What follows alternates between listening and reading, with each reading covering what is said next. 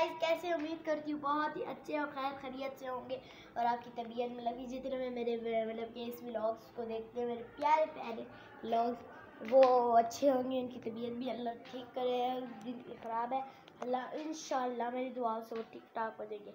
तो गाइस, आज मैं दोबारा एक और व्लॉग बना रही हूँ कि इस व्लॉग में मैं सिंपल मेकअप दिखाऊंगी आपका कि मैं मतलब कि जब नहाती हूँ नए कपड़े पहनती हूँ तो मेरा जुम्मे वाला रूटीन कौन सा मेकअप का रूटीन होता है।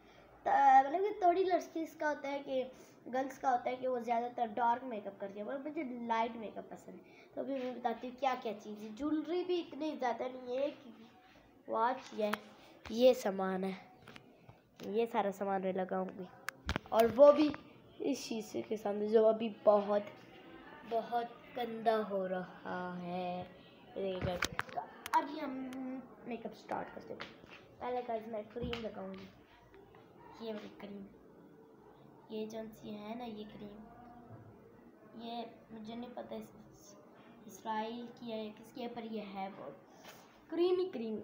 ये लगाए ये छोटी ये वाली बोतल भी खैर अच्छी है गाइस, हम ये लगाएंगे। ये ख़त्म हो जाए तो क्या करेंगे, इसलिए हम ये नहीं लगाएंगे, हम ये लगाएंगे।